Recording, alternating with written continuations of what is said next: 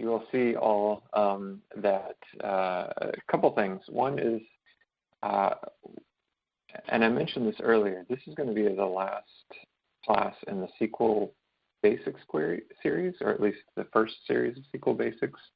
I figured we'd do this, and my idea, and I'm working with some of the other people who play DBA type roles in our larger organization. And the idea is that folks asking for read-only database access to any system, under our umbrella, takes a basic test, and the test material would consist of things covered in these classes, and take a basic class, and there's a definitive and clear and concrete path towards getting view-only database access. So that's what we're working on. Hope to have that ready in the next few weeks, and then beyond that, we'll discuss the more advanced stuff: writing functions and stored procedures, updating tables, inserting data, doing it all in test first, strategies for change controls. I've got a few of those where, some of you who have put in change controls here, one of the questions is, well, how do you back out? And, I've got a few things where, you run a thing and you expect a certain number of records to update, and you expect a number of things, and we'll talk about committing these transactions and rolling them back and everything like that. So it'll get good. It should get interesting. But yeah, so this class is sort of wrapping it up in a way. I certainly haven't covered everything there is to cover in SQL, but once this is done, I think I will have covered 95, 96% of the things that you're going to be doing day to day. So what we're going to be talking about is really nothing that new in terms of syntax.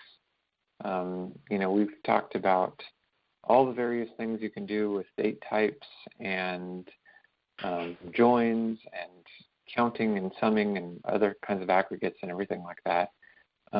This brings a lot of that together, and it makes you. This will sort of enable you to put together increasingly complex queries that are readable and manageable. So my PowerPoint presentation is very short. Mercifully, woefully, I'm not sure. I at least put the animations in. But what we're going to talk about are views, CTEs, and temporary tables. So to start with views, a view is basically a stored query that you can reference like you would a table. We'll get into what that really means. But there's a lot of good stuff that you can do with views, and there are pros and cons of using views that I'll talk about. Basically, with a view, anyone with permissions in your organization, anyone who has permissions to your database, would be able to select from a view. The query evaluates when the view is accessed. So we talked earlier about sub-queries, how you can treat a query like it's a table. This is basically that, just a more manageable way to do it. So we'll see what that looks like in a bit. This is just the overview. CTEs stands for Common Table Expression. And a CTE is basically a view, but it's local to your query. And we'll see why that's important. In your day-to-day life, you're probably going to find yourself getting a lot of use out of CTEs. It's a way to sort of break up your problem into multiple smaller problems. And I'll touch upon that a bit. And then temporary tables, finally. We've talked about querying from tables. Temporary table is basically an actual table that is temporary. That's it. But basically a way to dump a bunch of data from a select query, for example, into a table that you can work with. So a temporary table is the sort of thing that I would build if I have a really computationally intensive query, and I need to do a lot of stuff with the result set, but I don't want to run that query over and over again. So I'll just store it temporarily in a table. That's the end of the PowerPoint. We're going to get right into database. And welcome to those of you who just joined. You're not very late. We haven't gotten that far. Okay. First, to talk about views, let me just queue up my notes here.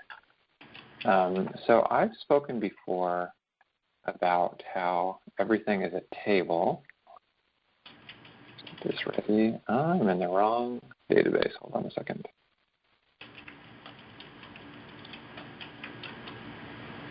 Change this to my local database.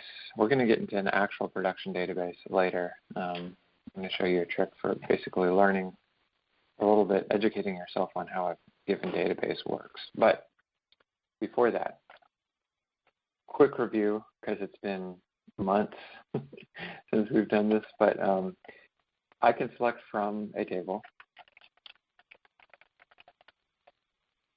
easily enough. This is an aside here, but I was going to say, when I'm in an actual production database and I just want to see sort of what a table looks like and a sample of some of the data, a student's table in a real database somewhere, or a registrations table, or a, some kind of APAR table is going to have a lot of records. And so what I like to do is just do select top, N from this table. If I'm just looking at it, exploring it, giving myself a lay of the land. Doing something like this, when you have 1 billion records or so, it can take some time. So as a tangent aside, but remember that. If you learn nothing else from this class, remember that. But in addition to selecting from a table, I can also treat a query like it's a table. As you see, this looks like a table, and I can select from it. So if I did something like select star from students where last name equals Jones.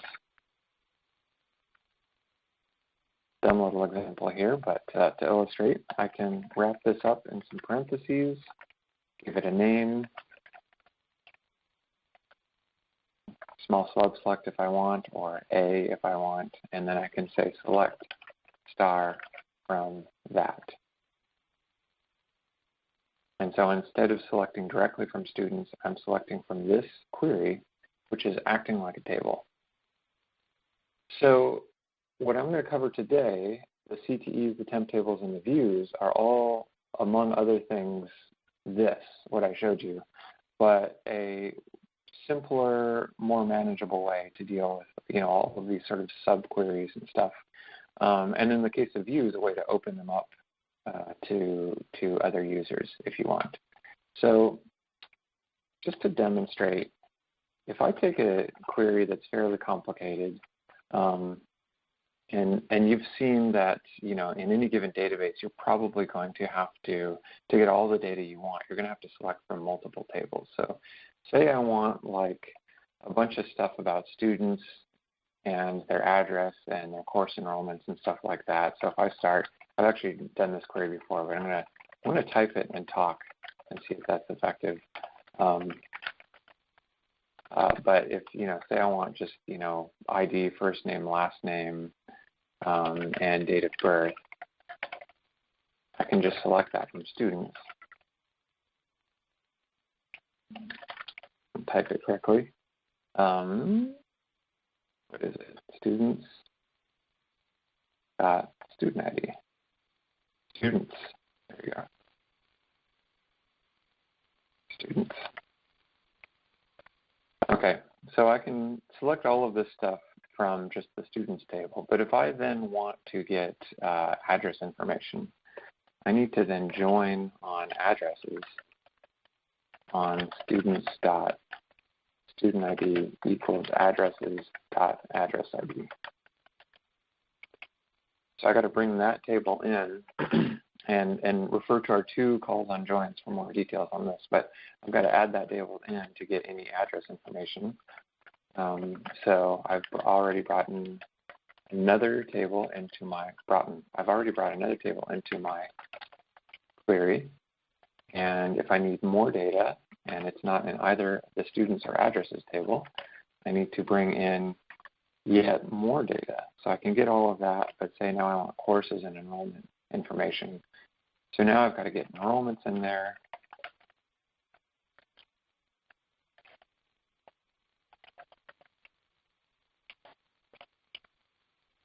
You know, and join appropriately, and that's actually wrong. And I've talked, if you look back at the videos, you know that I make that mistake a lot, you know, typing in enrollment ID instead of student ID. And that doesn't make any sense at all. But I do it even after years of doing this. And I've gotten enrollments information, but I want course information, which isn't in the enrollments table. So now I've got to bring in the courses table. I'm going somewhere with this, I promise.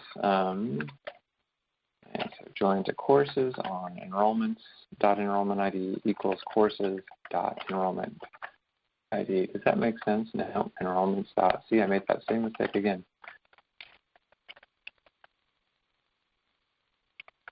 Okay, so now I can bring in courses information, like the course code and the course name,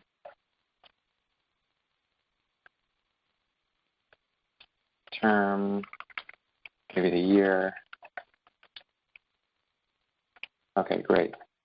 Now I've got all of this data from students, addresses, courses, and so I'm getting data from 3 different tables. I actually have to join to 4 different tables to get all that data. To get bridge between students and courses, I need enrollments in there. Now, that wasn't a big deal. That took me a few minutes. But as you saw, I already made a few mistakes. And, you know, I could get this wrong and imagine that this is the sort of query upon which you base several other queries later in your career. And maybe it's not just you, maybe it's several other people. You're going to want to find a way to encapsulate this. So one way to do it, views. Let's call it something like student enrollment info. Okay, that's all. Just a quick little thing. Did I already make this view? Oh, because I'm asking for course year twice. Term twice. Okay. Please forgive me today. So I'm making this view called student enrollment info. What I'm basically doing is blessing this query here as something like a table. It's not a table because this data isn't stored like table data is stored. It's just a query, but I can reference this now as a table. So I'm going to run this, create view, student enrollment info, hit execute. Now, in my database here, SQL training, you know, you see I've got all these tables here, but I've got a folder for views. And here it is, student enrollment info. So if I just open up a new query here, I can say select star from student enrollment info. Still connected to the wrong table here, just a second. Database.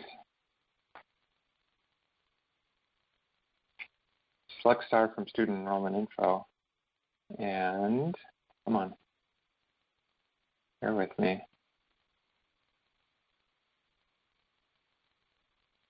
Where did I? Here, I'm just going to do this shortcut. There we are. Okay, select all of these fields from student enrollment info. What I've effectively done, what I've actually done is taken this query and turned it into a thing that I can query without any extra work.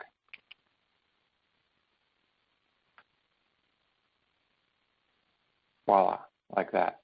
And not only can I do it, other people can do it. And that's what a view is for. And that's well and good. nothing exciting about the syntax here, just create a view. If I ran this again, I'd get an error because it says this already exists. But if I wanted to change it in any way, I could take this same script and change this to alter. And if I wanted to add, like, students dot middle name in here,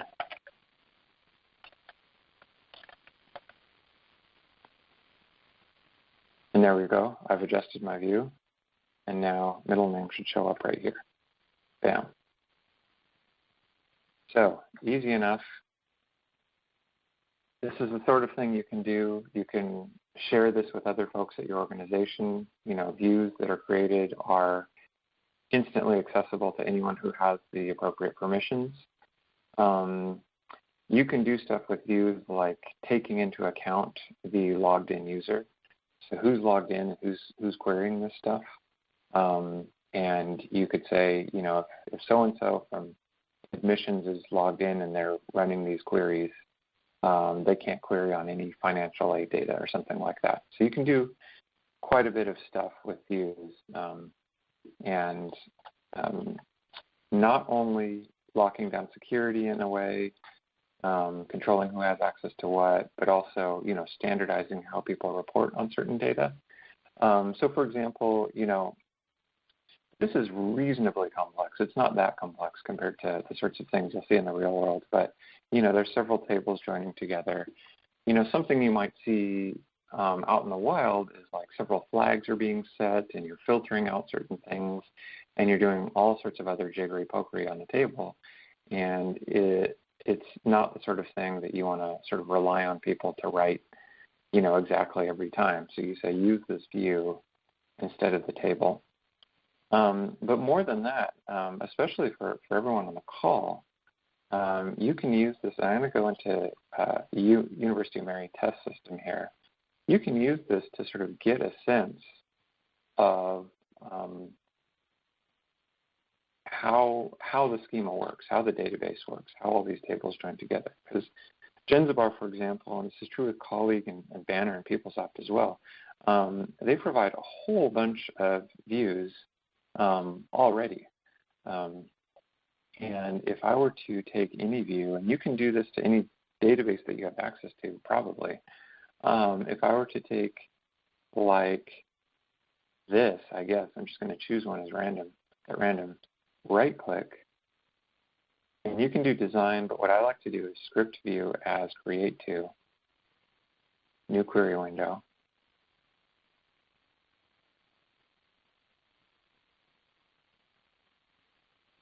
And wait. Okay.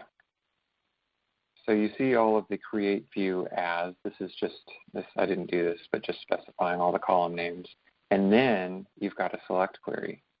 And in the select query, you see they're adding all these case statements, trimming some of the fields. And then further down, oh, look at that. All I'm doing is querying from name master. Well, if I knew nothing about Genzabar, I would instantly know from looking at this view, okay, I get a lot of last name, first name, middle name, other info from name master. So that's good. So I've learned about one of the core tables in Genzabar. But if I were to take something like, what's this, master budget, this is probably going to be hideous. So let's look at that. Script view as create to, new query window.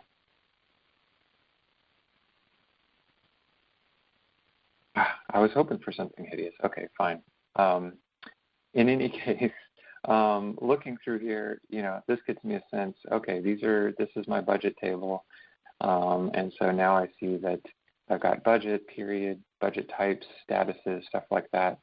So really, when you are exploring a new database, it can be very, very handy, very educational to go through, look at these views. Hopefully they're named somewhat reasonably, and look at them and get a sense of how all of these tables fit together, how the database works.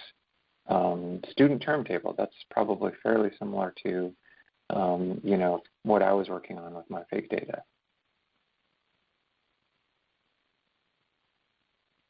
Yeah, here we go. I've got term and credit and some classification and tuition stuff, and I can take just the select query here, pull that into yet another query, and then I'm going to do a top 10 star here because I'm sure there's tons of data in here. I run that. Oh, come on. Not star. Top 10, and then these things. And there we go. I've got a bunch of info here, not necessarily meaningful to me at the moment. But this is, I think, as important as views are for encapsulating complicated queries, standardizing, how people select things in reports, take advantage of this. If you can connect to a SQL database, get to the views, look at the views, you're going to learn a lot more than just looking around at the tables. Looks like someone chatted me something that I just noticed. Joanne, you're not seeing the active window. Have I been running queries and no one sees? I'm really sorry if that's the case. I'm seeing everything. Your screen looks fine. You can see my screen? Yeah. Joanne, can you? Oh, it's okay now. Okay, good. Okay, good. All right, good. Yeah, I would hope that you guys feel free to yell at me if there's something like that, if you can't see a screen. Okay, so views are a great way to learn about a database, about a schema. Some limitations about views are, an individual view, as you've seen already, can hide a very complex query. And this can be incredibly useful, but it can also hide some performance problems. So if you are building your own very complex query, and you're grabbing some views, and you're like, well, this view has the data that I need, some of the data, and this view has some of the data. But if those views you're looking at have some of the data that you need, but also a bunch of other stuff, querying from multiple other tables and stuff, and you're combining a bunch of them together, that can potentially net you a very, very slow query. So sometimes if you're using a lot of views together, it can be, and you're dealing with some performance issues, it can be handy to look at the definition of the view and maybe even take that view and pare it down to something that's more appropriate to your needs. The other thing with views is they should be fairly general purpose. I might find myself looking at a database.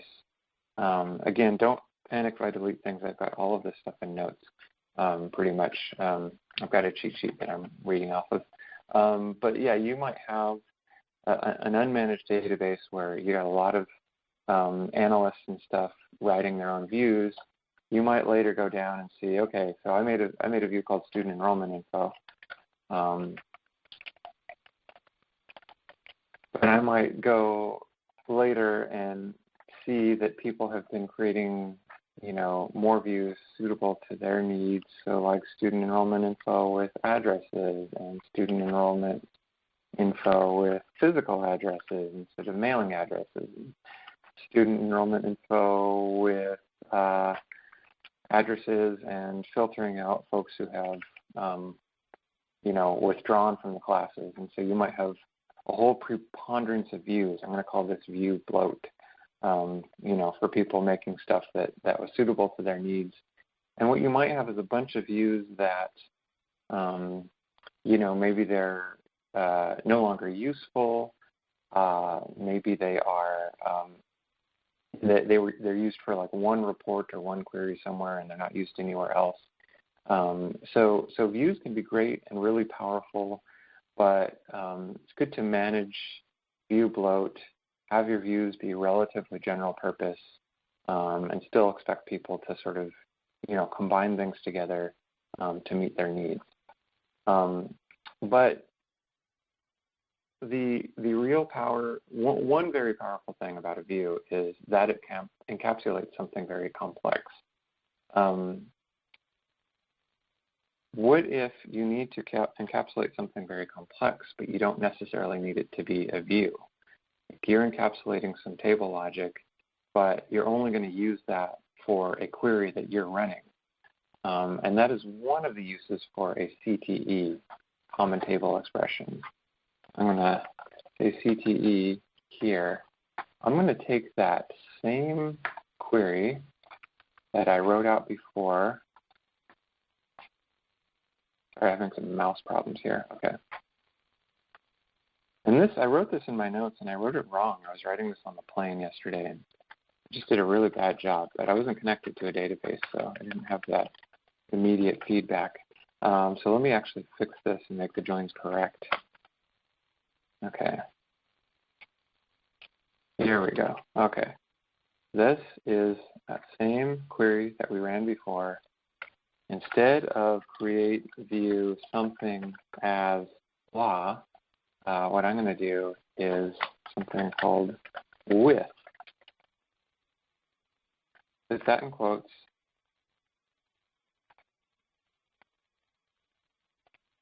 With, I can call it student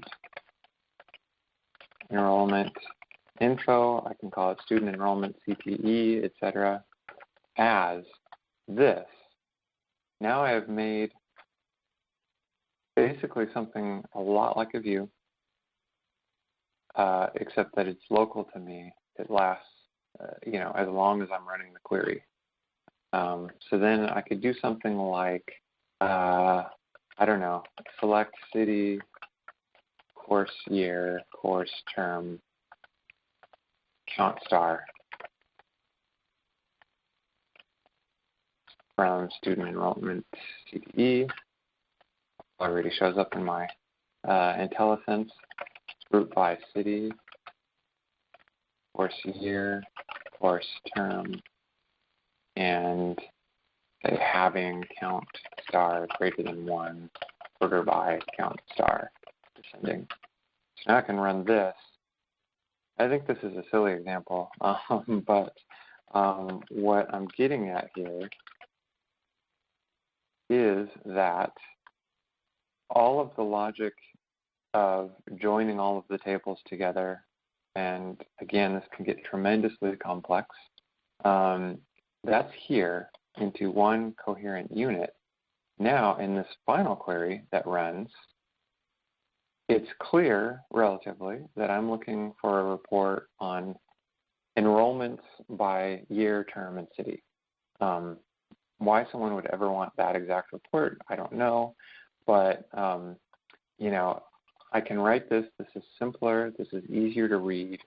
All of this mess is encapsulated, in a CTE. And in fact, I don't even need student info.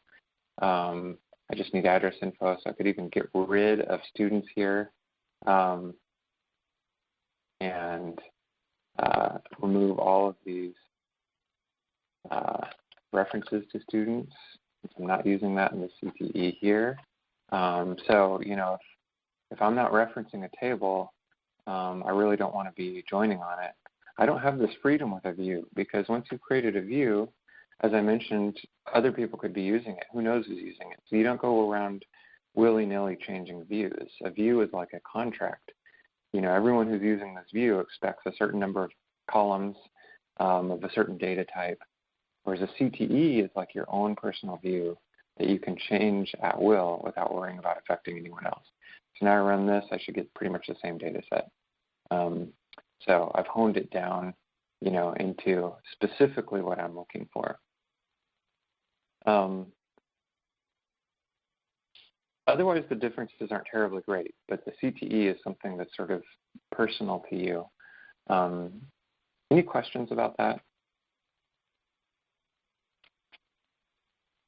Again, I'm covering the basics and the syntax, and I really just want to let you know that these things exist, and that in the course of your career, you're going to find problems, and you're maybe even going to Google problems or ask some colleagues about them, and they might say, oh yeah, use this CTE and do this, or make a temp table, or check this view. And so a lot of what this course is about just giving you some exposure to what these things are, to the vocabulary. But just for fun, and know that this is going to be recorded, this is a mind bender where I'm going to go with CTEs. I want you to know that it's possible and it's cool and potentially really, really handy. So bear with me on this. I put this together at about midnight, maybe 1 a.m. this morning. And just, I don't know, I was almost like tripping on this stuff. It was fun. But what I'm going to talk about is recursion. And one, not commonly used, but really interesting use for a CTE is that you can write a CTE that references itself. And so I came up with this example. I just made this like folder structure in my database. Let me get out of this thing so I'm not confusing myself. I came up with this folder structure that basically looks like this. So it's almost like a Windows Explorer folder structure, but I'm like, okay, let's say I have a database where people have folders where they manage stuff. They got an admissions folder, and they break it out into undergraduate, break it out by alphabet, maybe sports and transfer and international. So what we have here is a whole tree where DC University is at the root, basically, and then we've got admissions, and we've got undergraduate, transfer, international, graduate, and under international we've got some things, and undergraduate we've got some things, and we got financial aid. So the problem I set out to solve was to say, okay, I've got this. How do I store this in a database? And then how do I query it so that if I want to see the men folder, for example, or the women folder, I not only see that, but I see the full hierarchy going all the way up from men to basketball to sports to undergraduate to admissions to DC University. So with any given folder, I want to see the whole tree, the sort of the full path, as it were. And so this is what I did. I made a table called folders. And I've got all of these folder names that I just referenced. And every folder has a parent.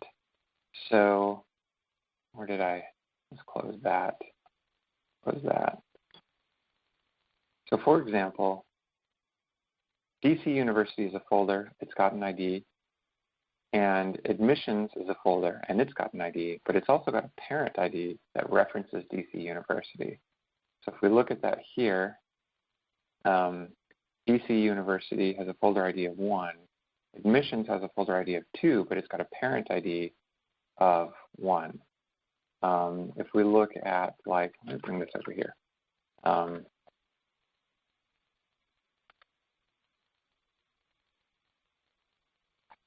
If we look at men, say, okay, the men is going to have a parent ID of whatever the folder ID of basketball is. So let's look at basketball here. Basketball's got a folder ID of 24, so men should have a parent ID of 24. And indeed it does. Wonderful. Okay, good.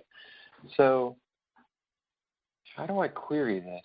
I'm not going to type it out because you've seen how awful I am at typing. So I'm just going to copy and paste it. And as I was doing this last night, and I was a little delirious with sleep deprivation, I typed it rather poorly. Let me make this a little prettier. Okay. So what I do, let me talk about the various points. Oh yeah, and I should add that the folder DC University has no parent. It's got a parent ID of null because it is at the very top. What follows here is going to be a poor job of explaining it. I've done it. It works. But explaining it's a little hard. Let me first show you the results of this thing here. So this is my CTE, my with something as, and then I'm selecting from it here. If I run this, I've got the original folder ID, the folder name, and then the full string going as far down as it needs to go. So let's find men and women here. So this is the full tree path that we found. I don't know if this is going to be interesting. I just think this is a fun example to talk about recursion. And again, you'll have the video and you'll have the notes. And this might come up because this has come up before for me where I was querying a few times. One time I was querying a database, and a couple of times, one, there was a folder structure similar to this. There was another time where I was working on something where it was a workflow I was building, and it was like an approval workflow. So like someone, say, submits a vacation request or a travel request or something, they submit that, and that request needs to go to that person's supervisor. And then based on certain rules, like if it's like over a certain dollar amount, it needs to go to that supervisor and that supervisor and that supervisor, up and up and up the tree all the way, maybe to one of the VPs or something like that. So I had to, we had the same sort of parent-child relationship where you never knew how far down from the president of the university any given person was. You might be 10 removed, you might be 2 removed. Everyone's going to be different. This tree is going to be tremendously complex and constantly changing, with reorgs and stuff. And I wanted something that would just traverse it without a lot of work. And that's what this is. So what I do is I grab the first node in the tree. That's that DC University one, because I'm looking where parent ID is null. I call this CTE folder tree for one. I union this, so this one's pretty easy. I can run this, and I'm just getting that top tree. This one I can't easily run because what I'm doing is I'm selecting from folders. That's this table here, just folders. And then I'm joining it to folder tree. This is folder tree. So I'm joining this to the very CTE that it's in. That's the mind-bending part, and it's fun, maybe, or headache-causing, either way. But basically, I'm joining the folders table, its parent ID, to the folder tree's folder ID. And so when I join on this, it actually ends up reevaluating this whole CTE. And I basically, simply put, I keep going down and down and down the tree until there are no more nodes or leaves or branches or whatever. And then eventually I just return the full result set. And so here I'm just querying from that final CTE. And that's the result. And I did tell you that it was going to be a poor explanation, but I had to look at my notes. The last time I did this, I did it in Oracle, so the syntax was completely different. So I just know that this is occasionally a problem that you're going to come across. And if you know just that, and you have something like this as a reference, or if you even type into, let me do this. If I did this, if I said something like SQL Server recursive CTE, for hierarchical results, and then I'm going to go here and I'm going to see, I said this is a bad explanation that I'm giving, but just see if this is better. I don't know. I think they're both differently bad, but this is basically an encapsulation of that anchor member and then all of these recursive members, and several examples that you can basically steal. And look, this is exactly that, where I'm looking at employees and I'm probably getting their supervisors. So again, my apologies. What started with a going to be just a simple talk on this is a CTE, this is where you'd use it, this is what it looks like, but I figured I can't talk about a CTE without bringing up recursion. Now, CTEs, I write CTEs all the time. I do them to encapsulate complicated logic so that I can query them with very simple, easy to read queries later. I do recursive CTEs. I've done maybe I've had to do maybe 3 in my career. So, you know, if this isn't necessarily clear, this isn't 100% clear to me. I mean, I wrote this, and, you know, I can't really keep recursion in my head very much, but I know that this works. I have a vague notion of how it works, and I know the syntax. So if you know that this sort of thing exists, that's like 80% of the battle.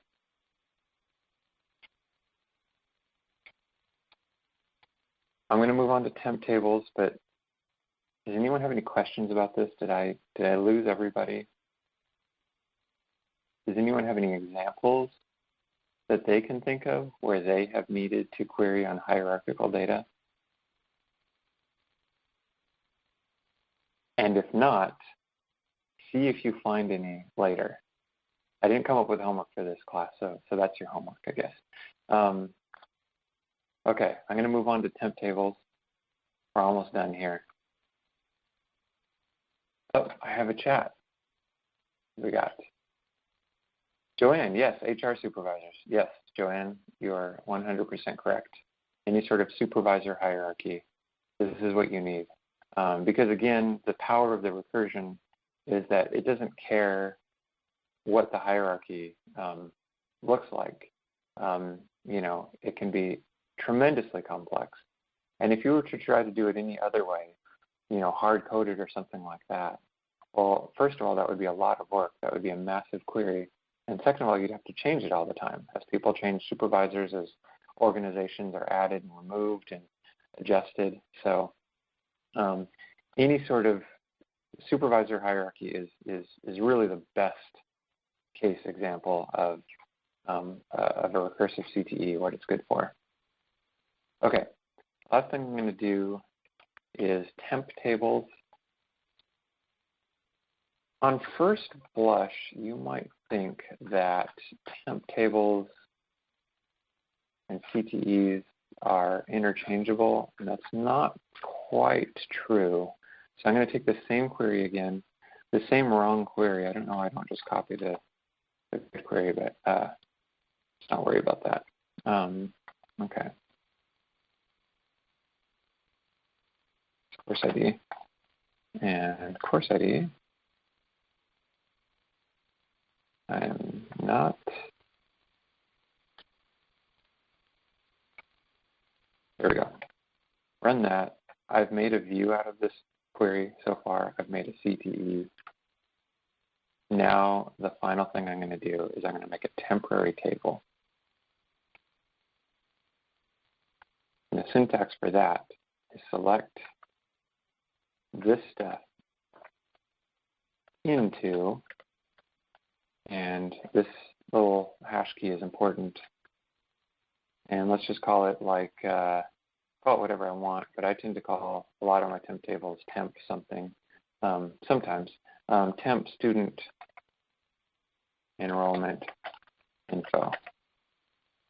I don't even need the temp. The important thing that designates this as a temp table is the little hash here. If I run this, I don't get the results. I just get the number of rows. And now I can query from this temp table.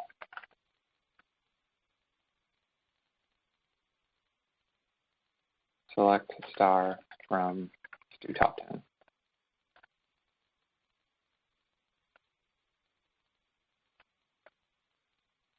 And there we go. So that is my temp table. This can be handy. I generally prefer CTEs as a way to encapsulate my data, but temp tables can be useful. Let's just go ahead and run this same little query here that I ran with the CTE earlier, but now instead of selecting it from the CTE, I'm selecting it from this temp table. So the difference between a CTE and a temp table, you know, think of a CTE as like a view, and except, you know, local to your query. A CTE and a view, when you run them, when you query them, the moment you query them, it evaluates.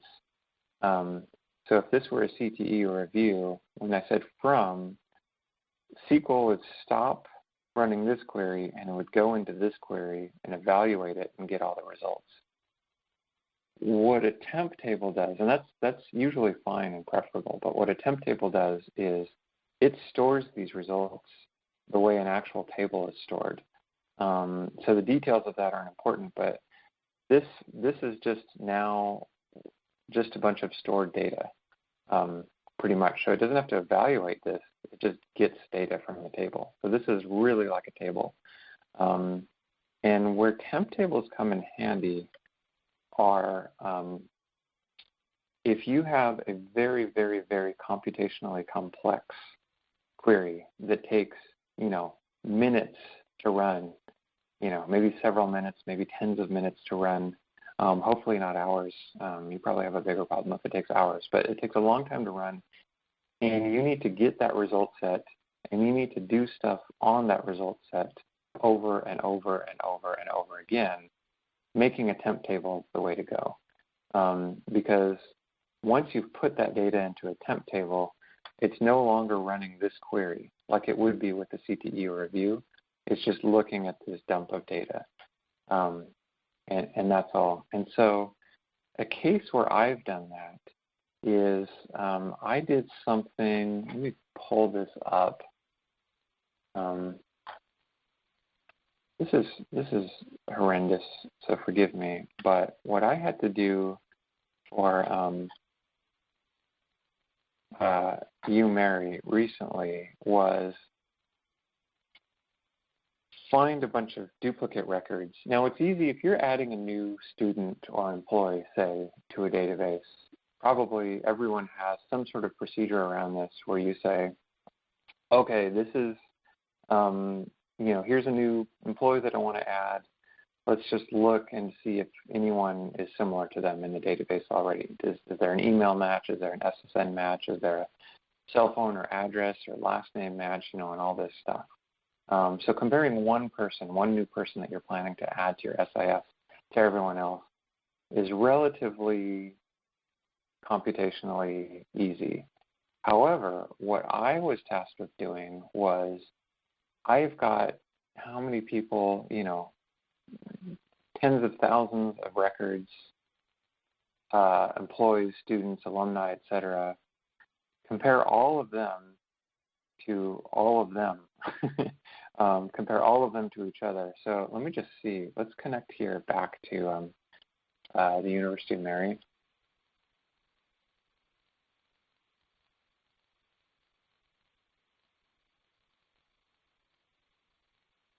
And I'm going to do just like a count from the names table.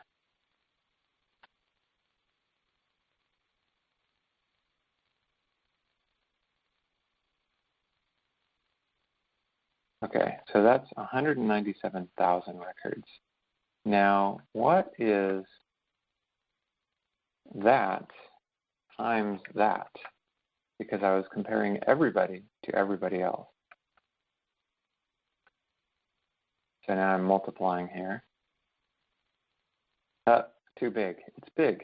Is there any other way to get that? Maybe I'll have to use my calculator. So it is that times that. 38, almost 39 billion records to look at. Now, that's not fast. If I were to say, okay, you users run this report that looks at 39 billion records and evaluates multiple data points on all of those records, that's tremendously inefficient. So what I did was I made a bunch of temp tables. And so this is that syntax you've seen before. Select something into, and then this little hash key and the name of the table. And then I can query from that temp table later as much as I want. And so what I ultimately did, I made a bunch of these for all the data points we're looking at, where this is the temp table, I'm looking for suspected duplicates in each of these data points, SSNs, emails, addresses. I'm cross-referencing all of the various addresses that can exist, etc., birth dates, everything like that. I'm looking at those, and then at some queries at the bottom, I'm referencing those a bunch, so over and over and over again. And so I actually started where all of these temp tables were CTEs, but since I was querying them multiple times, in some cases, those CTEs were being reevaluated every time I was querying them. They're already slow enough, so to query them multiple times over and over again made it really slow. Whereas breaking it up into a bunch of small tables, putting them in temp DBs, and then referring to those temp DBs, that did the trick. That was great. That worked. And this whole process takes about 3 or 4 minutes to run. That's still not fast, but that was compared to hours and hours. So use a temp table to gather a bunch of computationally intensive, data from a computationally intensive query so that you can run queries on that data, do calculations on that data over and over again without rerunning that query. If you're not doing that, use a CTE, or a view if other people need to use it. That's my general rule of thumb. We had an issue once where somebody was running a report. It was like a SQL reporting services report. And in that report, there were queries that were making temporary tables. And it worked, and it was pretty fast, and it was fine, and the data was right. But what was happening when one person was running the report, it was fine. But when multiple people were running the report, there was a case where the different temp tables were being built and dropped and overridden, and so that sort of caused a problem. Like one person starts running the report, data is running against that temporary table, and then person 2 starts running that report, and when they start running it, they drop the temporary table. So meanwhile, person 1's running a report that's not showing any data because person 2 caused the temporary table to drop.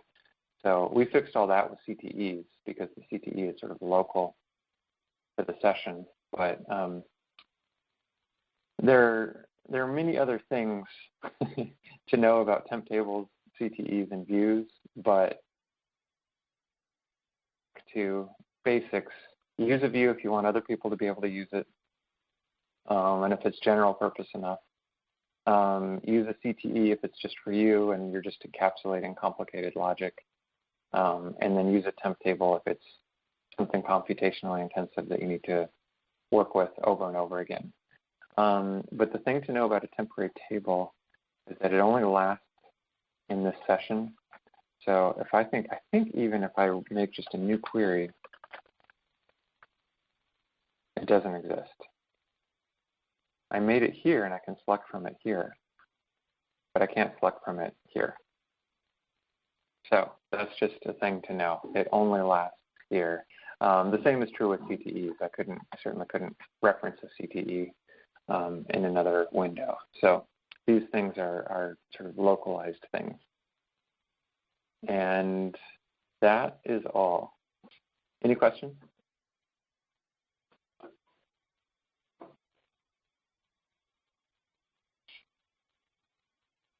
All right. So yeah, again, my goal with this was to just expose you to these 3 things and talk in general about their usage. Getting into the recursion stuff was just a little bit of sadistic fun. But again, I think that's another thing, even if you don't necessarily understand it now, to know that this sort of thing is out there and exists. So when you're Googling and researching problems or reaching out to your coworkers to get answers, you'll know what they're talking about when they talk about a CTE, a temp table, or a view. And then remember again, when you're exploring a database, look at those view definitions to see how the tables fit together. And that is all. Thank you all, and I'll get this recording posted as soon as I can.